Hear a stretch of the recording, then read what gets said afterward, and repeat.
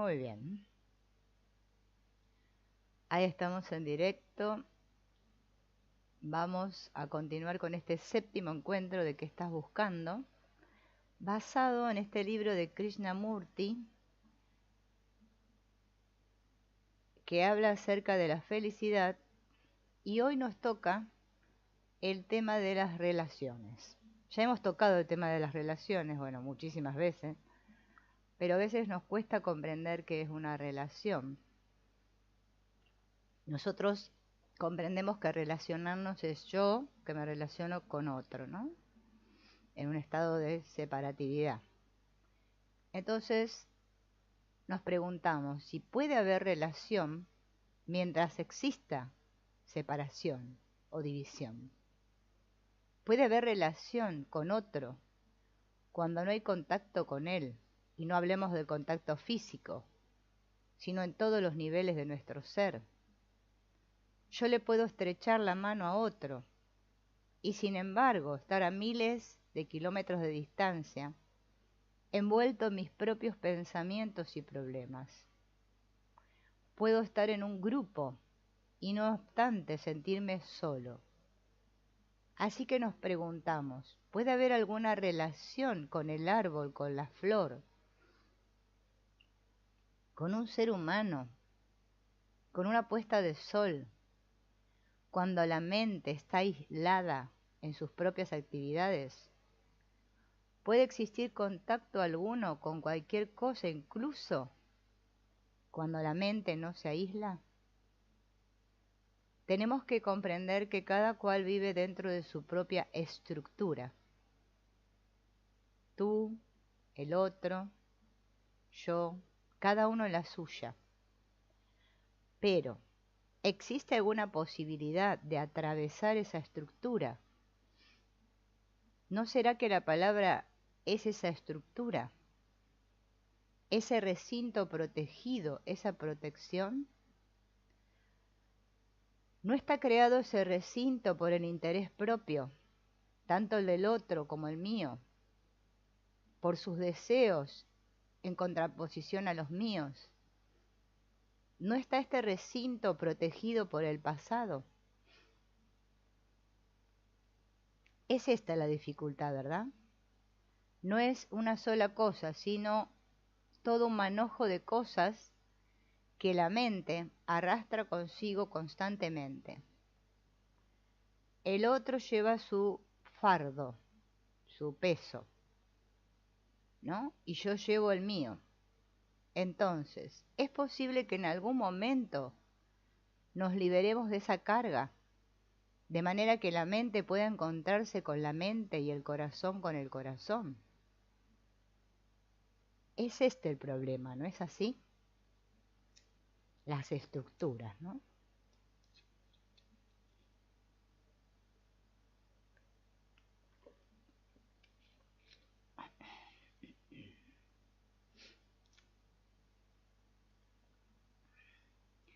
Estamos identificados y uno puede identificarse con quien sea, pero es una treta mental. El identificarse con algo es una de las cosas más hipócritas que podemos hacer. Me identifico con una nación, con una creencia. Y sin embargo, mantenerme aislado es una de las tretas favoritas para encubrir la soledad.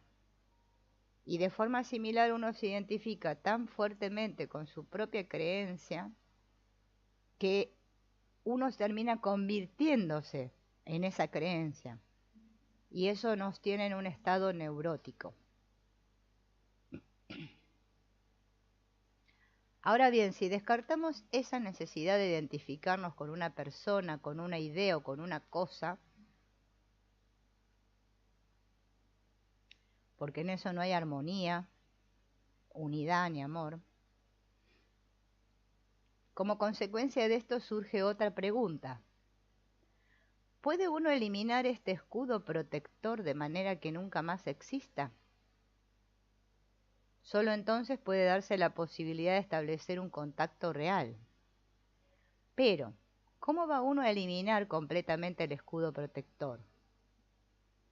El cómo no significa un método, sino más bien una indagación que podría abrir la puerta. ¿Podemos eliminar el escudo protector poco a poco o lo tenemos que eliminar en un instante? Si eliminamos este escudo protector poco a poco, nunca terminaremos de eliminarlo, porque no es a través del tiempo como vamos a poder eliminar la separación.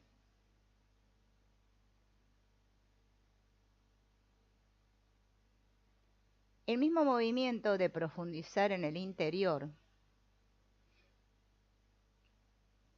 de la protección de otro o exteriorizar el propio es la reafirmación y la acción del propio revestimiento.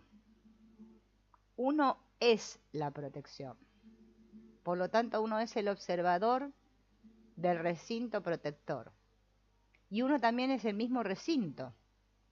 De modo que uno es el observador y lo observado. Y a la otra persona le sucede lo mismo. Y así es como vivimos. Uno intentando contactar con el otro y el otro intentando contactar con uno. ¿Pero es eso posible? Si tú eres una isla rodeada por el mar y el otro también es una isla rodeada por el mar y yo soy una isla rodeada por el mar y nos damos cuenta de que yo soy tanto la isla así como el mar y de que no hay ninguna división entre la isla y el mar, de que yo soy la totalidad de la tierra y el mar, entonces desaparece la división. Pero si la otra persona no lo ve, él es una isla rodeada por el mar tratando de llegar a mí. Y si yo soy ingenuo, creo que yo estoy tratando de llegar a él. ¿Cómo puede haber contacto entre un hombre libre y otro encadenado? A partir del momento en que yo soy el observador y lo observado, yo me convierto en el movimiento total de la tierra y el mar. Pero el otro, que no lo comprende, sigue siendo una isla rodeada de agua tratando de alcanzarme a mí. Y fracasa, porque conserva su condición de isleño. Cuando el otro deje de ser isleño, al igual que yo, se abrirá el movimiento de los cielos, de la tierra y del mar. Entonces va a haber verdadero contacto. Quien pueda ver que él mismo es su propia barrera, dejará de tener barreras. En consecuencia, esa persona en sí misma no estará separada de nada. Pero si el otro no ha visto que él mismo es su propia barrera, seguirá anclado en su creencia separativa. ¿Y cómo puede el otro así contactar con otro? No puede, es imposible.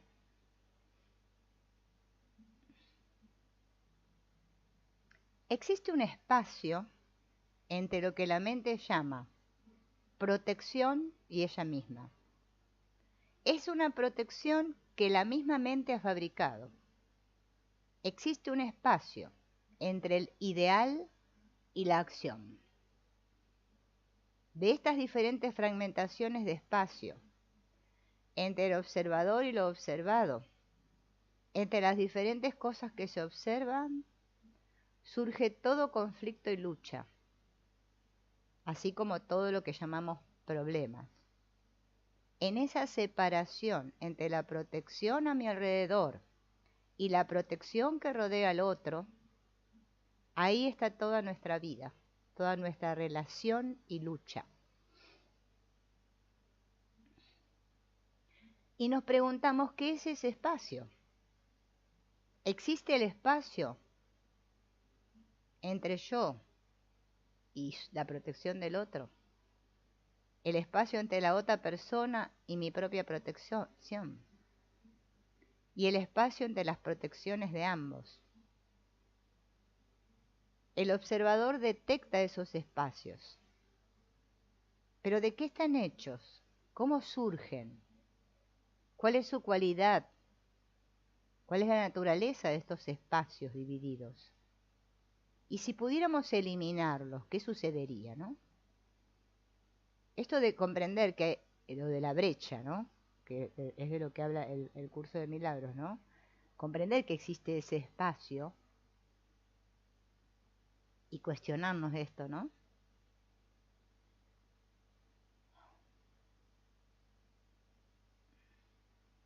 Cuando ese espacio realmente desaparece, y no de manera verbal o intelectual, sino que de hecho desaparece, hay unidad.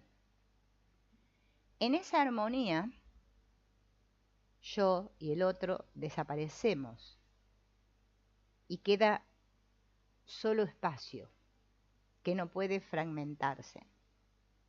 La pequeña estructura de la mente termina porque la mente es fragmentación. Estamos hablando de la pequeña mente, ¿no?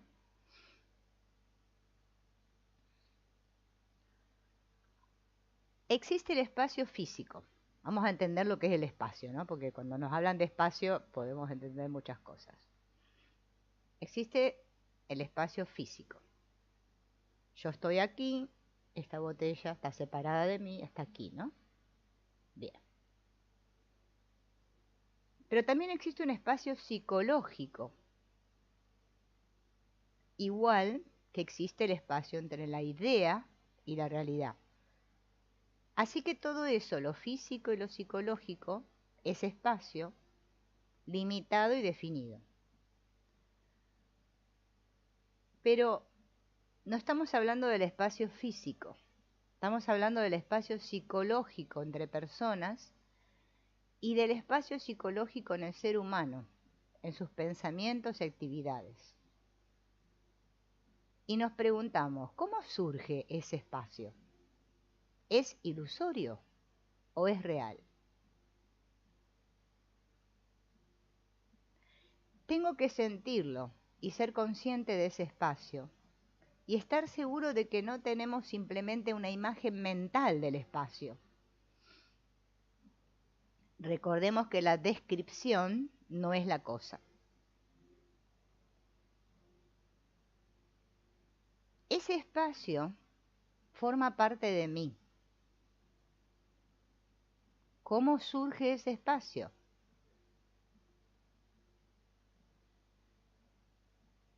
No tratemos de explicar,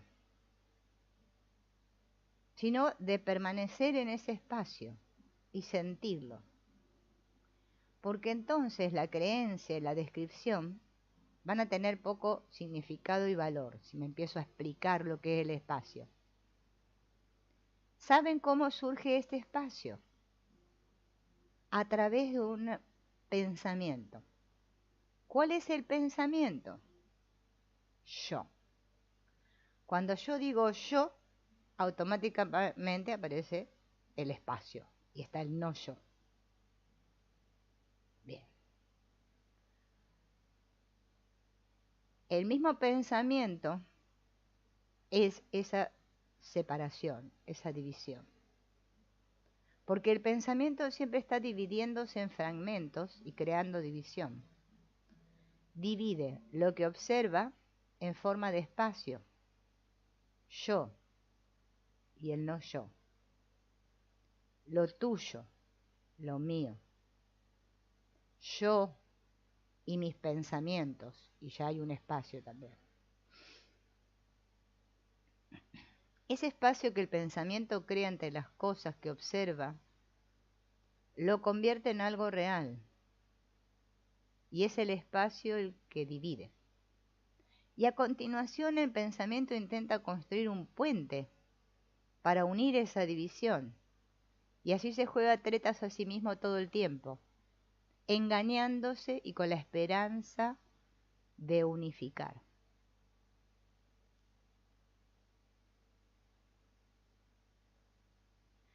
Cuando vemos la verdadera naturaleza del pensamiento y de sus actividades, el pensamiento se calma. Si el pensamiento está en silencio, existe separación. De modo que incluso no deberíamos ni siquiera formular la pregunta, porque en ese momento la mente está en completa armonía, sin fragmentación, y el pequeño espacio ha desaparecido, y solo hay espacio. Cuando la mente está en completo silencio, surge la inmensidad del espacio y del silencio.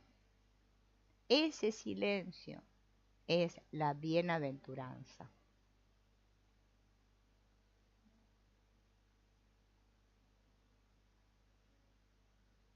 Y así como hablamos de la relación, vamos a hablar del conflicto, porque en toda relación siempre surge el conflicto.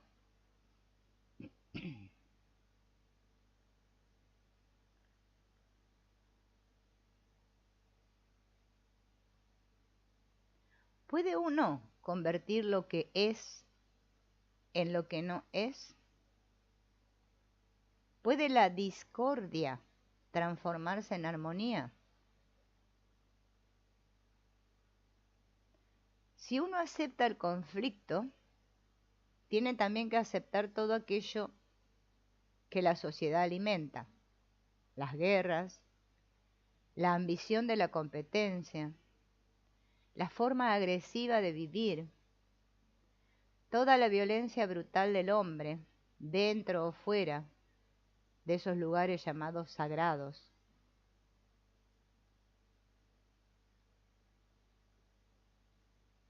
Vemos el desorden en nosotros y en la sociedad. Uno puede examinar todo eso con mucho cuidado, analizarlo de cerca, indagar en las causas del desorden en uno y en la sociedad, sacarlo a la luz y quizá creer que la mente puede liberarse de esas cosas. La mayoría de la gente utiliza ese proceso analítico inteligente o no inteligente, pero eso no ha llevado a nadie muy lejos. Durante muchos años el hombre se ha analizado y no ha obtenido ningún resultado más allá. Muchos santos se han estancado, prisioneros de conceptos e ideologías, estando también en conflicto. La causa de nuestro conflicto es esa interminable dualidad del deseo, del corredor interminable de los opuestos, que genera envidia, avaricia, ambición, agresión y miedo.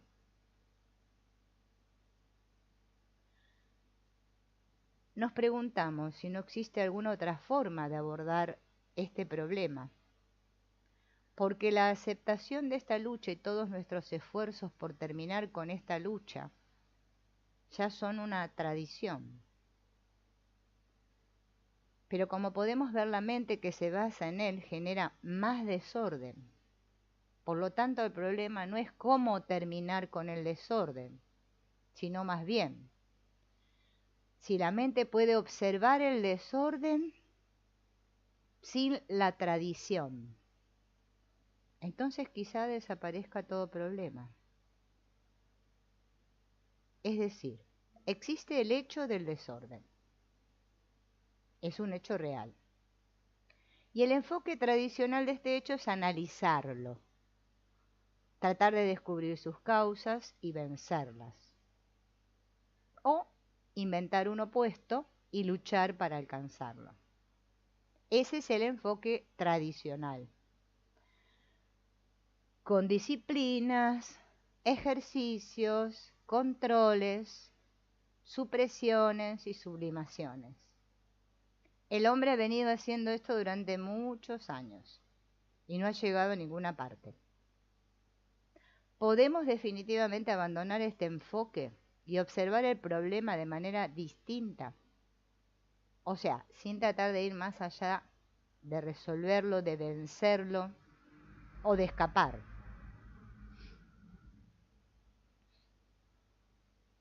¿Puede hacer esto la mente? Desde el inicio de los tiempos el hombre ha tratado de resolver todos sus problemas, ya sea intentando trascenderlos, vencerlos o escapar de ellos. Pero por favor, no crean que pueden eliminarlos con tanta facilidad simplemente por estar de acuerdo verbalmente, porque forma parte de la estructura misma de la mente de cada uno de nosotros. La cuestión es si puede la mente, al comprender todo esto, no verbalmente, liberarse realmente de esta forma tradicional que tenemos de operar. Esta forma tradicional de abordar el conflicto nunca ha resuelto nada, sino que ha aumentado. Ha aumentado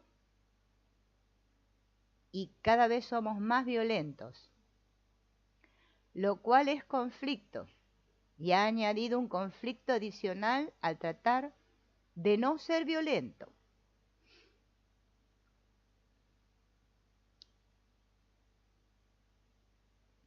Al haber rechazado mediante la comprensión todos esos enfoques tradicionales, ¿cuál es el estado real de la mente en este momento? Porque el estado de la mente es mucho más importante que el conflicto en sí mismo.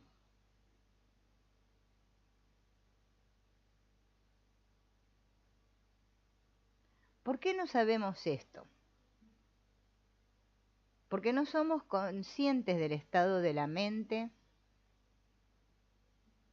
No sabemos si nuestra mente ha abandonado en realidad este enfoque tradicional. Y si lo abandona o no lo abandona, ¿por qué no nos damos cuenta? Si lo hubiese abandonado, deberíamos saberlo, porque nuestra mente se volvería inocente y podría mirar el problema como si fuese la primera vez que lo ve. Y si fuera así, ¿existe realmente el problema del conflicto? Debido a que mira el problema con los ojos del pasado, no solo lo fortalece, sino que también se mueve en un camino muy conocido.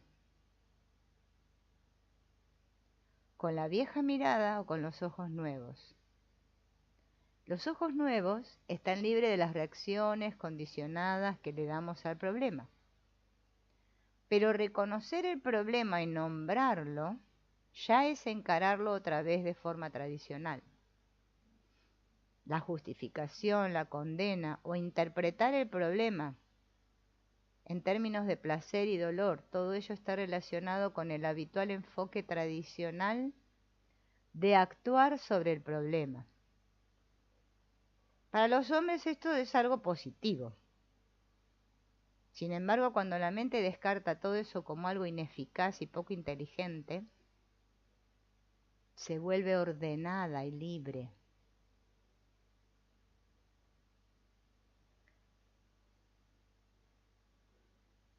Bien. Sigo observando las cosas con ojos que desean intervenir, que quieren actuar con relación a lo que ven. Y solo puedo liberarme cuando dejo de intervenir. Ese es el milagro de la percepción. Percibir con un corazón y con una mente que están por completo limpios de pasado.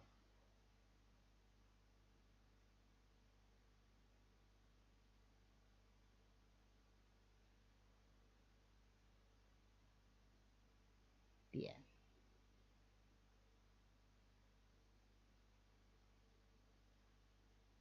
Ahora vamos a ver, ¿qué entendemos por liberarnos del pasado? Porque hoy en día todos nos queremos liberar del pasado, pero no sabemos ni lo que significa liberarse del pasado, ¿no? Bien. Vamos a tomar.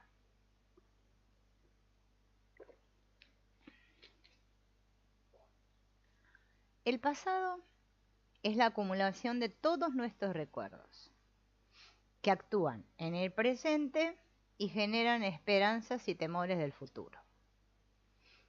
Esto nos recuerda pecado, pasado, culpa, presente, castigo, futuro.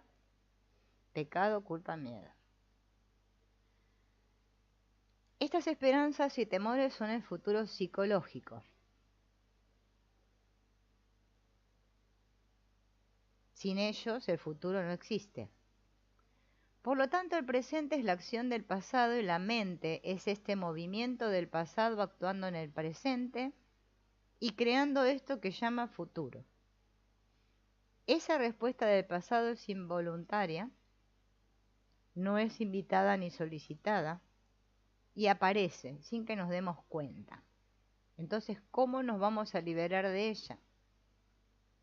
Siendo conscientes de ese movimiento sin elección alguna, porque la elección es a su vez parte del mismo movimiento del pasado, es observar el pasado en movimiento.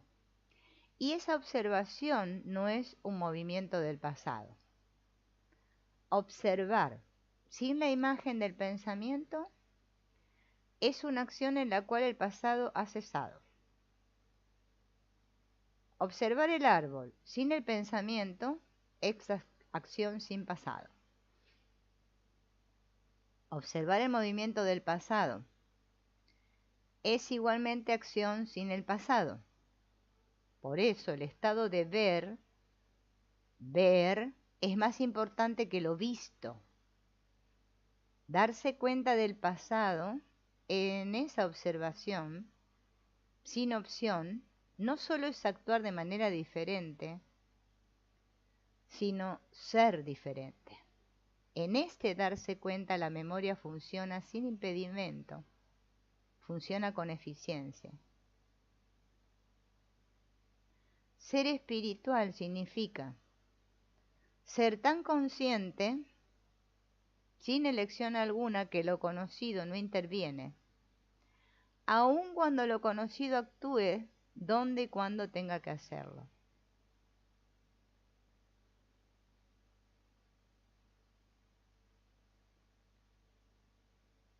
Liberarse de lo conocido es realmente la vida espiritual, lo cual no significa erradicar lo conocido, sino entrar en una dimensión totalmente diferente de la cual se observa lo conocido.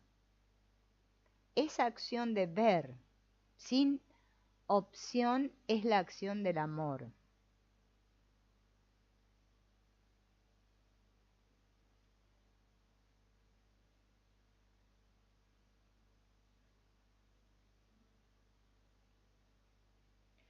El darse cuenta no es un compromiso con algo, es una observación, tanto interna como externa, en donde no hay ninguna dirección. Uno se da cuenta, pero no se estimula o se sustenta la cosa de la cual se da cuenta. Darse cuenta no es concentrarse en algo, no es una acción de la voluntad que elige aquello que observa y lo analiza para conseguir un determinado resultado. Cuando la atención es enfocada deliberadamente hacia un objeto en particular, como puede ser un conflicto, estamos hablando de una acción de la voluntad, la cual es concentración. Si uno se concentra, es decir, pone toda su energía y pensamiento dentro de las fronteras seleccionadas, ya sea leyendo un libro, observando su propia ira, en esa exclusión se fortalece esa cosa en la cual uno se concentra. Por eso el famoso donde está tu atención estás tú, ¿no? Tenemos que comprender la naturaleza del darnos cuenta.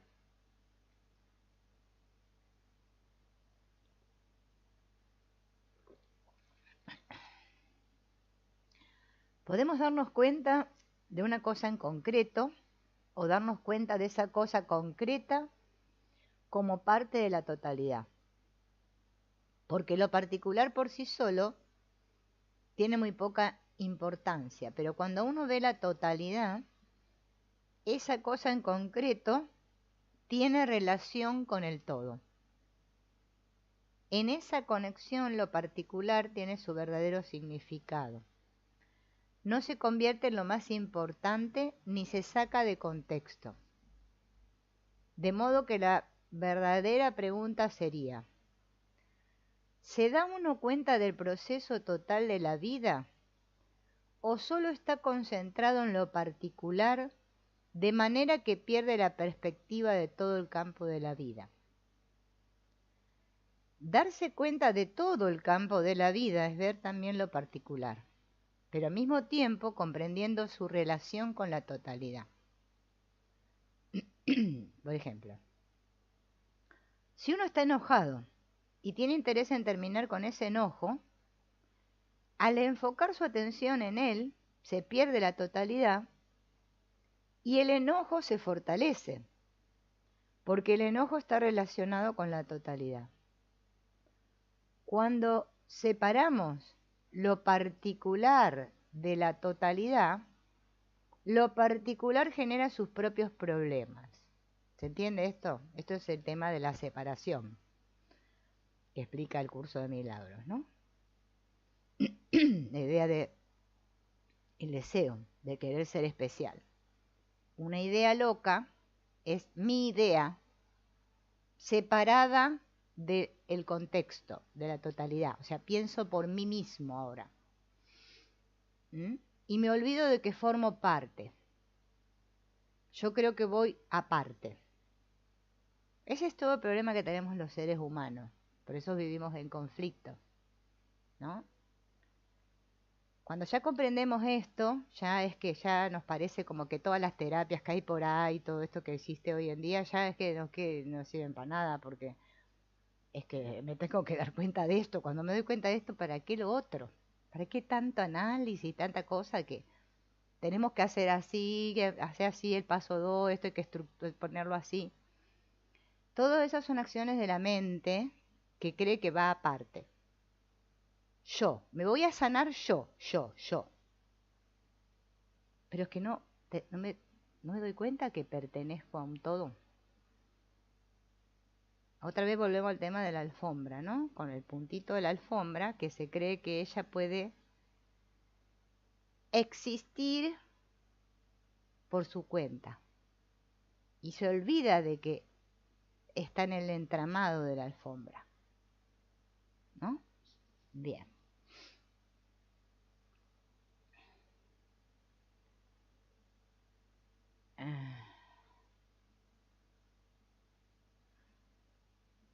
Al escuchar una palabra, ¿no? Por ejemplo, no sé, mentiroso o mentirosa, mi mente me dice, eso es un insulto. Y mis sentimientos me dicen, no me gusta que me digan mentiroso. Y a continuación mi mente interviene de nuevo para controlar y justificar.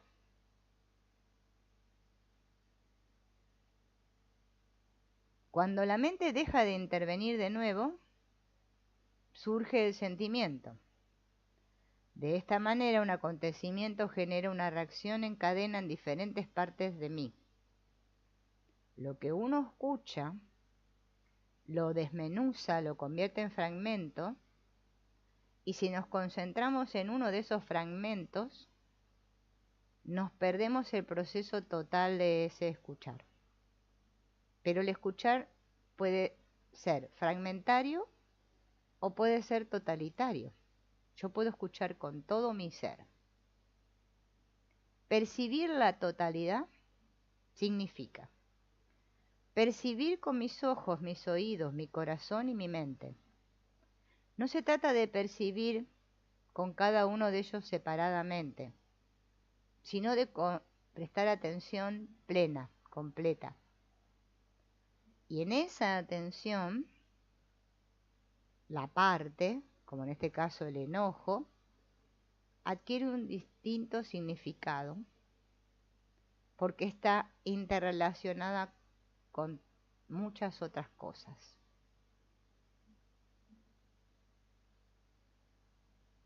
Bien.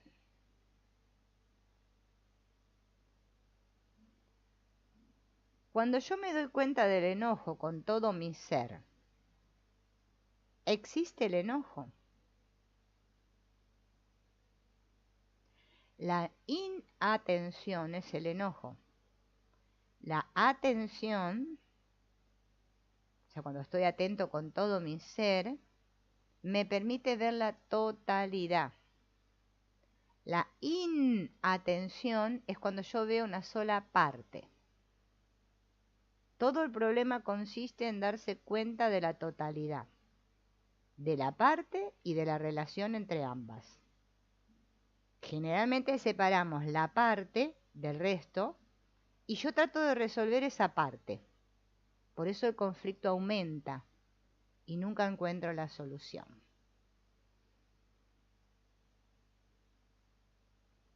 Si miro la parte con una parte, o sea, con un fragmento de mi ser, la división entre esa parte y el fragmento que mira se amplía y en consecuencia el conflicto aumenta.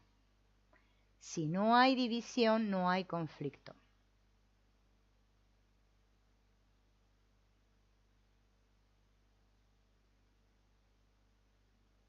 Bien.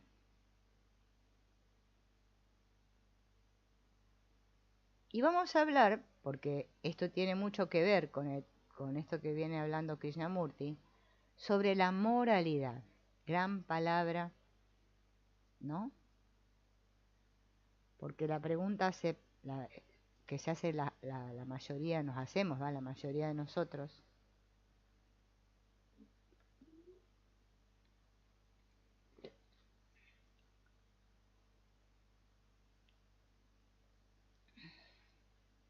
que le damos como importancia a esta de la moralidad. Y en realidad la moralidad es lo que nos tiene atrapados a todos en el gran problema. Podemos descartar la moralidad de la sociedad, de una sociedad que en realidad es muy inmoral. La moralidad social se convirtió en respetable bajo el consentimiento y la aprobación de las religiones. Y la moralidad de la contrarrevolución también se convierte pronto en tan inmoral y irrespetable como la de una sociedad bien establecida.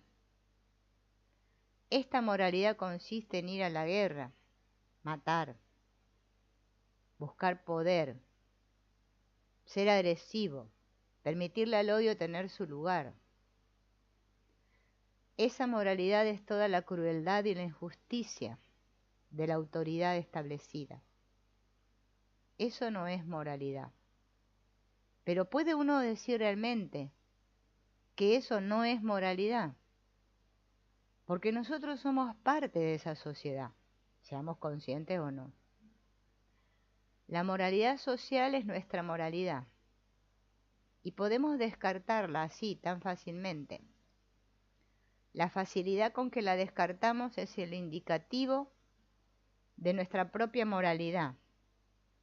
No es el esfuerzo que nos cuesta descartarla ni es la recompensa o el castigo por ese esfuerzo, sino la cómoda ligereza con que la descartamos. Si nuestra conducta es regulada por el medio en el cual vivimos, si es controlada y configurada por él, entonces esa conducta es mecánica. Está fuertemente condicionada y si nuestra conducta es el resultado de nuestra reacción condicionada, ¿es eso moralidad?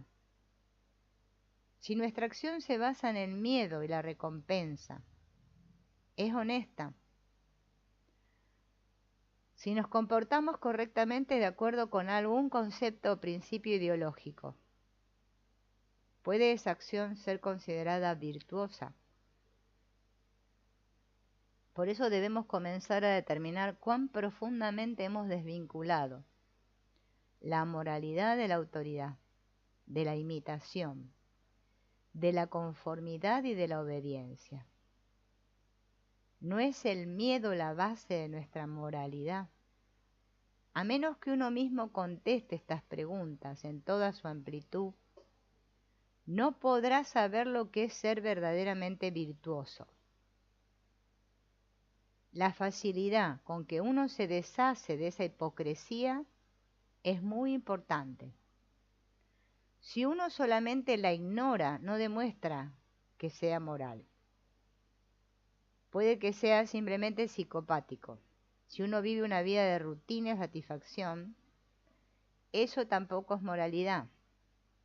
Ni tampoco lo es la del santo que ataca y sigue la bien establecida tradición de la santidad. Por lo tanto, uno puede ver que la conformidad como patrón, esté o no autorizada por la tradición, no es una conducta correcta y que la virtud tan solo puede surgir de la libertad. ¿Puede uno liberarse con mucho tacto del laberinto de lo que se considera moralidad? La delicadeza en la acción, así como la virtud, solo advienen con la libertad. O bien aceptamos la moralidad social o bien la rechazamos. No podemos tener ambas. No es posible tener un pie en el infierno y otro pie en el cielo.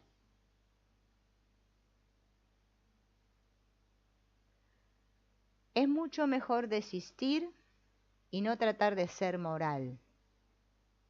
Dejar de preocuparse por la virtud. Uno no puede tener la virtud y la respetabilidad a la vez.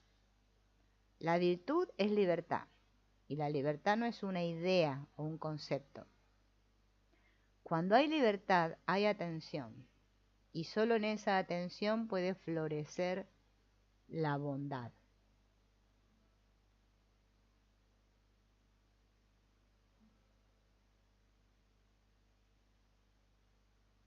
Vamos a incursionar ahora en el tema del suicidio. Y esta vez voy a leer las preguntas que le hacen a Krishnamurti, porque si no es como que queda medio descolgado y no vamos a comprender bien el texto, ¿no? Le preguntan, vale, dicen y le preguntan. Me gustaría hablar sobre el suicidio, no porque haya una crisis en mi vida, ni porque tenga ninguna razón para suicidarme, sino porque el tema aparece cuando uno ve la tragedia de la vejez y la decadencia física, cuando ve en las personas el declive del cuerpo y la pérdida de sus capacidades cotidianas. Si uno llega a ese estado, ¿hay alguna razón para prolongar la vida y seguir viviendo con esas limitaciones? ¿Acaso no sería un acto de inteligencia reconocer que la vida útil ha terminado? Y Krishnamurti dice, si fue la inteligencia la que le impuso a terminar su vida, la que le impulsó, a terminar su vida, esa misma inteligencia habría impedido que su cuerpo se deteriorara prematuramente. Y esta persona le vuelve a preguntar, pero ¿no hay un momento en el cual la misma inteligencia de la mente no pueda evitar ese deterioro? El cuerpo finalmente se deteriora. ¿Cómo puedo saber cuándo llega ese momento? Y dice Krishnamurti, debemos investigarlo con bastante profundidad, porque hay varios factores implicados. Está el deterioro del cuerpo, del organismo, la senilidad mental y la incapacidad definitiva que genera dificultades. Abusamos del cuerpo interminablemente a través del hábito del paladar y de la negligencia. El sabor, el gusto que el paladar percibe y el placer que se experimenta es el que controla y determina la actividad del organismo. Y cuando eso sucede, la inteligencia natural del cuerpo se destruye. En las revistas vemos la extraordinaria variedad de comidas que incitan al placer del paladar, pero no a lo que es beneficioso para el cuerpo. Así pues, desde la juventud embotamos y destruimos gradualmente ese instrumento que debería ser altamente sensitivo, energético, capaz de funcionar como una máquina perfecta. Este es parte del problema. Y luego tenemos la mente, que ha vivido 20, 30, 80 años en constante lucha y resistencia. Una mente que solo conoce la contradicción y el conflicto, emocional o intelectual. Cada variedad de conflicto no solo es una distorsión, sino que trae consigo destrucción. Esos son entonces algunos de los factores internos y externos de deterioro, de esa constante actividad egoísta con su proceso aislador. Sufrimos el desgaste físico del cuerpo, pero también existe el desgaste antinatural. El cuerpo pierde sus capacidades y memorias. La senilidad poco a poco se impone. Y nos preguntamos, ¿no debería esa persona suicidarse, tomarse una píldora que ponga fin a su vida? Ahora bien, ¿quién formula la pregunta? ¿La persona senil o aquellos que observan la senilidad con pena, con la desesperación y el miedo de su propio deterioro?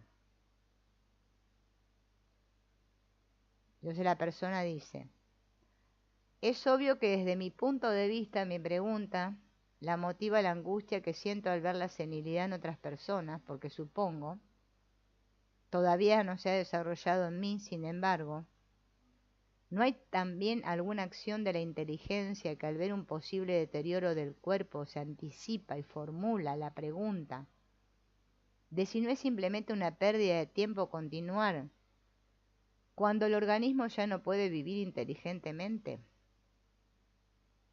Y Krishnamurti pregunta, ¿permitirían los doctores la eutanasia y permitirían los médicos o el gobierno que el paciente se suicidara?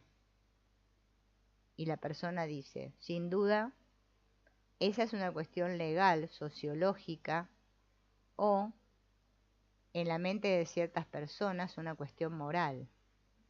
Pero eso no es exactamente lo que estamos discutiendo. Estamos investigando si el individuo tiene derecho a terminar con su propia vida y no si la sociedad lo permite.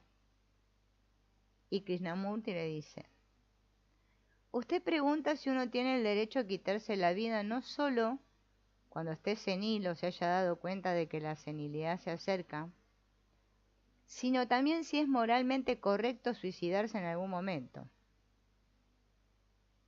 Entonces esta persona dice, titubeo en introducir la moralidad en este asunto porque la moralidad es algo condicionado. Estaba tratando de formular la pregunta basándome solo en la inteligencia.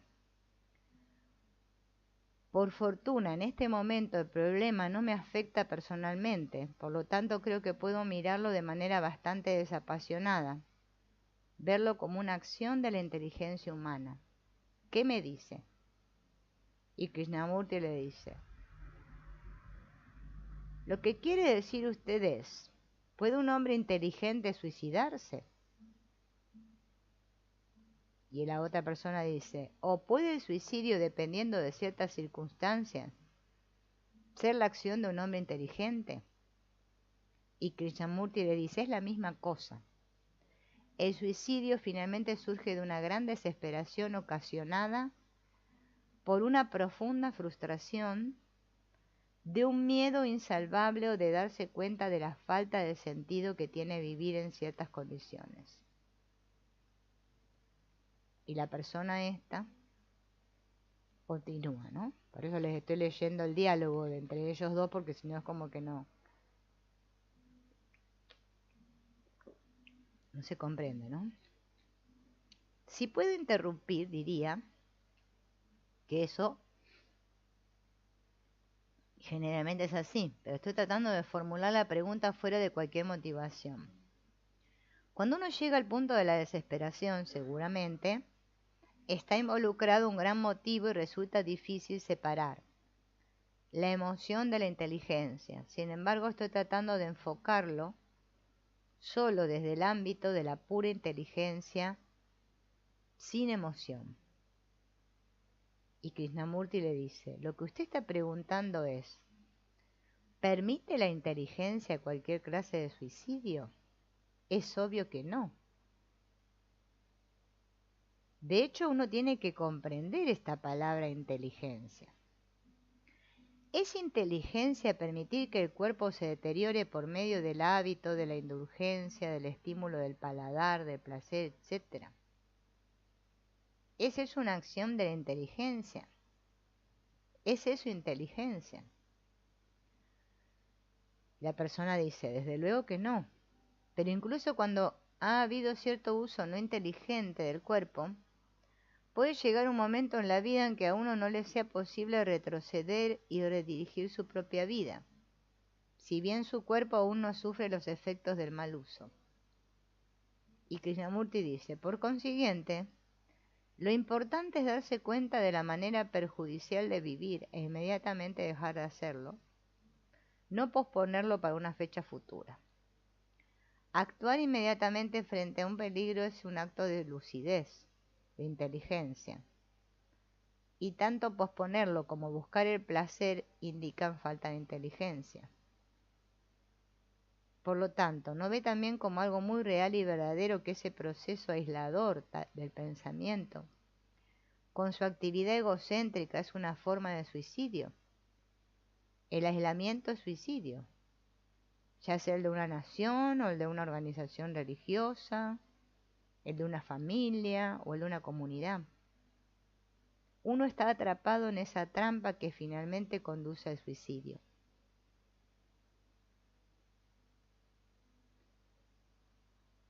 La base del deseo de escapar ya está ahí. Escapar para no afrontar los hechos, para no afrontar lo que es. Ese escapar es una forma de suicidio. Entonces esta persona dice, creo que ese es el punto central de lo que trato de preguntarle, porque según se desprende de lo que usted dice, el suicidio es un escape. Obviamente es así 99 veces de cada 100. Pero esta es mi pregunta. ¿No puede haber también un suicidio que no sea un escape? Que no sea un evadirse de lo que usted llama lo que es, sino que por el contrario, sea una respuesta de la inteligencia a lo que es. Uno puede decir que muchas actitudes neuróticas son formas de suicidio. Pero lo que trato de preguntar es si el suicidio puede alguna vez surgir de algo que no sea una respuesta neurótica. Es decir, ¿no puede ser también que al confrontar un hecho surge una respuesta innata de la inteligencia que actúe sobre una condición humana insostenible? Y Krishnamurti le dice, cuando emplea las palabras inteligencia y condición insostenible, usted está cayendo en una contradicción. Las dos se contradicen. Y la persona dice, usted ha dicho que si uno se encuentra frente a un precipicio o ante una serpiente venenosa a punto de atacar, la inteligencia dicta cierta acción. ¿Qué es la acción de eludir? Y Krishnamurti le pregunta, ¿es esa una acción de eludir o un acto de la inteligencia? Y la persona dice, ¿no podrían algunas veces ser lo mismo? Si un automóvil me embiste en la carretera y lo esquivo. Y Krishnamurti le dice, ese es un acto de la inteligencia. Claro, pero también es un acto de eludir el automóvil, le dice esta persona. Pero esa es la acción de la inteligencia. Por lo tanto, no existe una similitud entre esa situación y seguir viviendo cuando uno se encuentra ante algo irreversible y mortal. Y Krishnamurti le dice, entonces usted lo elude, al igual que eludió el precipicio, se aleja de la cosa. Entonces la persona dice, en ese caso alejarse significa suicidio. Y Krishnamurti dice, no, el suicidio no es un acto de la inteligencia. ¿Por qué? Se lo estoy mostrando. Pero no está diciendo que el acto de suicidarse es categórica e inevitablemente una respuesta neurótica a la vida. Es obvio, no es actuar de modo inteligente. Ese acto demuestra muy claramente que uno ha llegado al punto en el cual está tan sumamente aislado que no encuentra salida. Por eso estoy intentando suponer, con el fin de seguir con esta discusión, que nos encontramos ante una situación límite, que uno no actúa con la intención de evitar el sufrimiento y de eludir la realidad. ¿Hay en la vida algún suceso, alguna relación o incidente del cual usted no pueda liberarse? Y la persona dice, desde luego, hay muchos. ¿Muchos?, le pregunta Krishnamurti. ¿Pero por qué insiste usted en que el suicidio es la única salida? Si uno padece una enfermedad mortal, no tiene posibilidad de escapar de ella. A ver, dice Krishnamurti, vamos despacio. Tengamos cuidado ahora con lo que estamos diciendo. Si tengo un cáncer terminal y el médico dice, bien, amigo mío, tiene que vivir con eso. ¿Qué voy a hacer? ¿Suicidarme? Y la persona le dice, posiblemente. Creo que estamos hablando de forma teórica. Si yo personalmente tuviera un cáncer irreversible, entonces consideraría qué hacer. No sería una pregunta teórica. En ese momento determinaría cuál sería la actitud más inteligente. ¿Quiere decir que no debo formular una pregunta teórica, sino solo cuando estoy realmente en esa situación? Y Krishnamurti le dice, exacto. Entonces actuará de acuerdo con su condicionamiento, de acuerdo con su inteligencia, de acuerdo con su manera de vivir. Si su modo de vivir ha sido evadirse o escaparse, si ha tenido una actividad obsesiva, entonces obviamente actuará y adoptará una actitud neurótica. Pero si ha vivido de forma realmente inteligente, en el sentido total de esta palabra, esa inteligencia actuará cuando haya un cáncer incurable. Y en ese momento puede que lo sobrelleve, puede que diga que viviré con él los pocos meses o años que me restan. Y la persona le dice, o puede que usted no diga eso.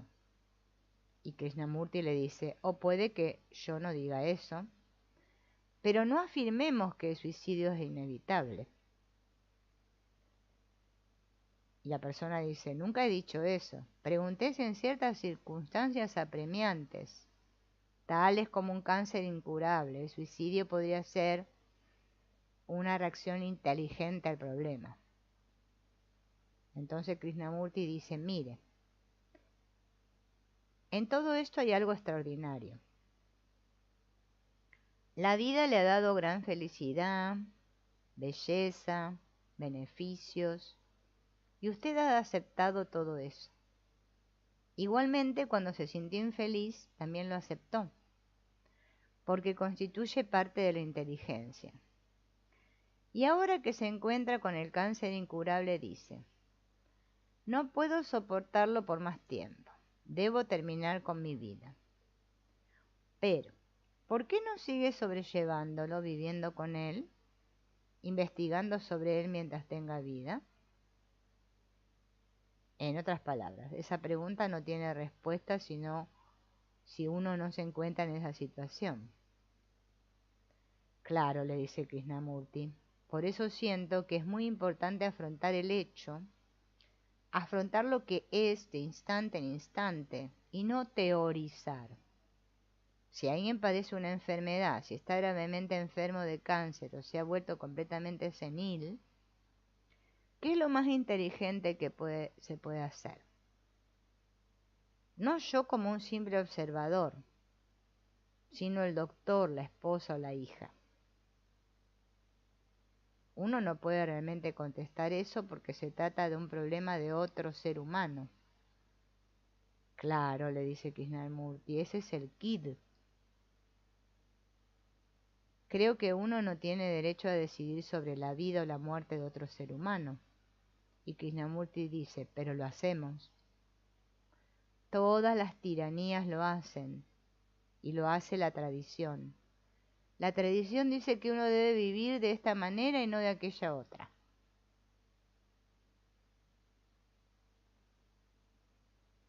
Y la persona dice, y también se está convirtiendo en una tradición mantener a la gente con vida más allá de lo que ha dispuesto la misma naturaleza.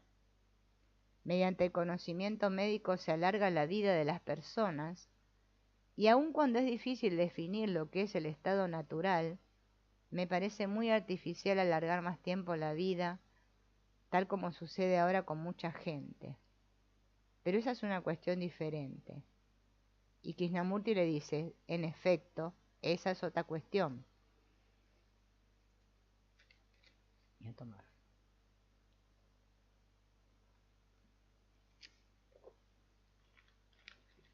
La pregunta fundamental es, ¿permitirá la inteligencia el suicidio después de que los médicos hayan dictaminado que uno tiene una enfermedad incurable? No debemos decirle a otra persona lo que debe hacer en ese momento. La persona que padece la enfermedad incurable es la que debe actuar conforme a su inteligencia. Si esa persona es realmente inteligente, lo que quiere decir que ha vivido una vida en la cual ha habido amor, delicadeza, sensibilidad y disposición, entonces esa persona en ese momento actuará conforme a la inteligencia que ha estado funcionando con anterioridad. Y la persona dice, luego en cierto sentido toda esta conversación ha sido inútil, porque lo que tiene que suceder de cualquier manera sucederá, ya que la gente inevitablemente actuará de acuerdo con su comportamiento pasado. En consecuencia, o bien se vuelan los sesos, o aceptan el sufrimiento hasta que se mueren, o que en el interín algo suceda. Y Krishnamurti le dice, no, la conversación no ha sido inútil, escuche atentamente. Hemos descubierto varias cosas. En primer lugar, que vivir inteligentemente es lo más importante. Que vivir la vida de una manera que sea sumamente inteligente requiere una actitud alerta del cuerpo y de la mente extraordinaria, y destruimos esa actitud alerta del cuerpo mediante formas de vida antinaturales. De la misma manera que estamos destruyendo la mente y el cerebro mediante el conflicto, la constante subyugación, las reacciones hostiles y la violencia incesante. Pero si uno vive una vida que niega todo esto, entonces esa vida, esa inteligencia, al afrontar una enfermedad incurable en ese momento, actuará adecuadamente. Y dice la persona, veo que al formularle una pregunta sobre el suicidio, me da por respuesta cómo vivir correctamente. Y Krishnamurti le dice, esa es la única manera. Un hombre que se tira de un puente no pregunta, ¿debo suicidarme? Lo hace, eso es todo. Otra cosa es preguntarnos cómodamente sentados en casa o en un laboratorio si un hombre debe o no suicidarse. Eso carece de sentido. Entonces la persona dice, por lo tanto es una pregunta que uno no debe formular. Y Krishnamurti le dice, todo lo contrario. Debemos formularnos la pregunta de si uno debe o no suicidarse. Tenemos que formular la pregunta, pero debemos descubrir qué hay detrás de ella. ¿Qué nos mueve a formular tal pregunta? ¿Qué nos mueve a desear el suicidio? Sabemos que el hombre que siempre amenaza con suicidarse no lo hace porque sea tremendamente perezoso. Él no desea hacer absolutamente nada, lo único que quiere es que todo el mundo lo anime. Un hombre así ya se ha suicidado. Un hombre que es obstinado, desconfiado, con ambición de poder y posición, también se ha suicidado interiormente, porque está viviendo tras una pared de imágenes. Por lo tanto, un hombre que vive con una imagen de sí mismo, de su entorno, de su ecología, de su poder político o religioso, está definitivamente acabado. Entonces la persona le dice, de lo que dice, creo entender que ninguna vida que no sea vivida rectamente, y Krishnamurti dice, recta e inteligentemente. Y la persona dice, lejos de las sombras de las imágenes, del condicionamiento, del pensar. A menos que se viva de esa manera, la vida de uno es una existencia mezquina. Y Krishnamurti le dice, claro que lo es. Observe a la mayoría de las personas. Están viviendo detrás de una pared. La pared de sus conocimientos, de sus deseos, de sus impulsos ambiciosos. De hecho, están en un estado de neurosis y esa neurosis les da cierta seguridad, la seguridad del suicidio. La persona dice, ¿la seguridad del suicidio? Vamos a tomar, por ejemplo, un cantante. Para él la voz es su máxima seguridad. Cuando le falla la voz, piensa en suicidarse. Lo realmente apasionante y genuino es descubrir por uno mismo una forma de vida que sea altamente sensible y sumamente inteligente, y eso no es posible si hay miedo, ansiedad, avaricia, envidia, formación de imágenes o aislamiento religioso. Todas las religiones han promovido este aislamiento, y el creyente está definitivamente en la antesala del suicidio. Deposita toda su fe en una creencia, y cuando ésta es cuestionada, siente miedo, y se predispone a adoptar otra imagen, a cometer otro suicidio religioso. Por lo tanto, ¿es posible vivir sin ninguna imagen, sin ningún patrón, sin ningún sentido del tiempo? Con esto no quiero decir vivir de tal manera que no importe lo que suceda mañana ni lo que pasó ayer. Eso no es vivir. Están aquellos que dicen, aprovecha el presente y disfrútalo tanto como puedas. Eso también es un acto de desesperación. De hecho, uno no debería preguntar si es justo o no suicidarse. Lo que uno debería preguntar es qué causa ese estado en la mente que no tiene esperanzas. Aunque esperanzas es una palabra equivocada, porque implica un futuro. Uno más bien debería preguntar cómo es la vida cuando el tiempo no existe. Vivir sin tiempo es tener en realidad este sentido de gran amor, porque el amor no es temporal, el amor no es algo que fue o será. La verdadera cuestión es investigar esto y vivirlo. Si debemos o no suicidarnos es una pregunta que formula un hombre que ya está parcialmente muerto. La esperanza es la cosa más terrible. ¿No fue Dante el que dijo, deja la esperanza fuera cuando entres en el infierno? Para él, el paraíso era la esperanza. Y eso es horrible. Sí, la esperanza es su propio infierno. Bien, por hoy vamos a dejar por aquí. Y nos reencontraremos en la próxima, que vamos a hablar de este asuntillo de la disciplina. La disciplina es algo que también, ¿no? No comprendemos lo que significa realmente ese concepto disciplina, que está muy asociada también con el aprender, ¿no?